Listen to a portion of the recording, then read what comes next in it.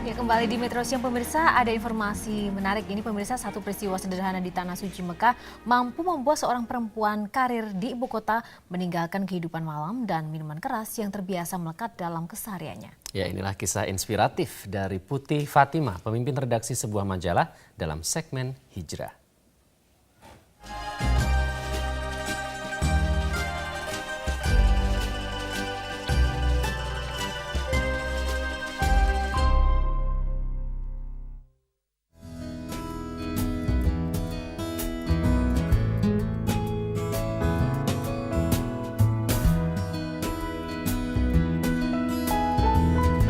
Islam itu mudah, Islam itu indah.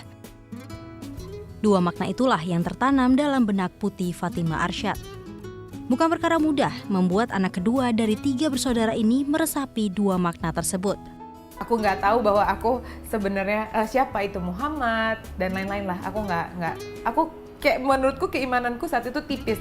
Gemerlap dunia malam menjadi salah satu hal yang dicicipi oleh perempuan kelahiran Jakarta ini. Makanya apapun yang orang bilang, oh, tapi minum-minum itu haram. Kata siapa? Selalu kayak gitu. Kata siapa? Biasa aja lagi, nggak apa-apa, asik lagi, banyak juga orang yang minum-minum kok. Begitu. Dulu aku kayak gitu sih. Pulang malam, anak perempuan gini, aduh please deh.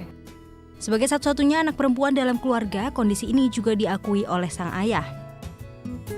Ya, dengan sangat berhati, saya dengan ibunya berpisah. Tapi saya lihat dia memang berusaha untuk mengkompensasi situasi ini dengan cara dia. Dan saya nggak tahu kemudian memang ya, saya sendiri nggak tahu persis, tapi mungkin belakangan saya lihat dia udah mulai ya. Ya saya nggak tahu, saya dengar kiri kanan dia minum, ikut merokok, ya kan. Tapi saya cuma ya karena nggak lihat. Dan saya dulu waktu dia kecil saya memang bisa dampingi ya. Jadi kalau dulu kita ke mall terus setiap Sabtu Minggu. Bertiga sama teman-temannya, nanti ke orang tua temannya juga ketemu ya. Tapi setelah besar kan susah. Titik balik kehidupan Putih bermula dari niat sang ayah memberangkatkannya ke Tanah Suci. Umroh itu tuh ada kejadian gitu di mana aku waktu itu yang parah-parahnya hancur-hancurnya hidup aku tuh adalah di tahun 2010 tuh di awal-awal. Papaku ngeliat, karena ini udah mungkin papaku ngeliat udah beberapa kali, dia akhirnya memutuskan untuk dari Put, kamu papa berangkatin umroh ya. Wah, another holiday aja sih, ya udah oke. Jadi aku nggak ngerti itu apa arti umroh. Aku nggak tahu, pokoknya setahuku umroh itu adalah jalan-jalan ya ke Arab Saudi, Mekah gitu. Aku nggak tahu meaningnya umroh tuh apa saat itu. Pengalamannya menunaikan ibadah umroh membuatnya menyadari jati dirinya sebagai seorang muslimah sejati. Seumur hidup aku ini dirangkum menjadi satu, nggak perlu guru-guru yang lain. Aku cukup Allah yang lewat tangannya mungkin, atau lewat dia ngetuk hati aku langsung lewat situ sih dalam waktu 9 hari itu. Dan entah kenapa tuh langsung berubah banget sih, langsung drastis lah gitu. Tiba-tiba di Hijr Ismail itu aku lagi umroh yang kedua kalinya. Tiba-tiba ada nenek-nenek, dia pakai baju hitam, abaya hitam, mukanya tuh Arab ya, dia pegang tangan aku gini, terus tiba-tiba pas aku buka itu ada tasbih. Tasbihnya sederhana banget, Mbak.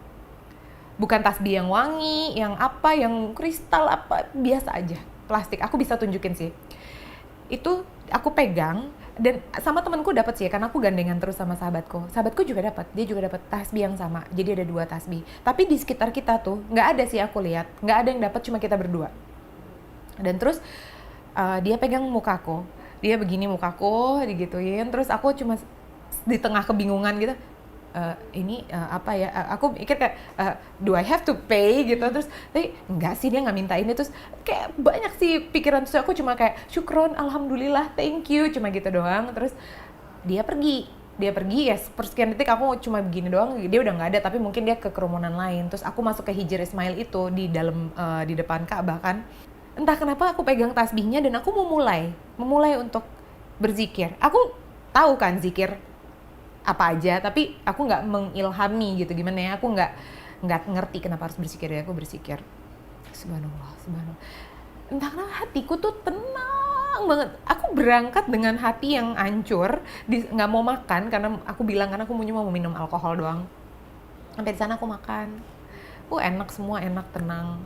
Hati ini happy banget, Mbak. Aku nggak bisa jelasin sih kebahagiaannya tuh, aku nggak ngerti gitu. Dan kalau ada tempat yang paling favorit gitu di seluruh dunia ya buat aku ya waktu aku umroh itu, waktu aku ke Madinah. Pengalaman spiritual perempuan yang bekerja sebagai jurnalis ini seakan membuktikan bahwa hidayah dari Allah Subhanahu wa Ta'ala bisa datang tanpa disangka. Setiap saat, setiap langkah kamu, setiap detik, setiap nafas kamu, ingat Allah. Banyak kejadian-kejadian yang buat aku Allah maha besar sih di sana. I don't know why. Kayak mungkin nggak ada agama lain sih yang aku mau kecuali Islam gitu.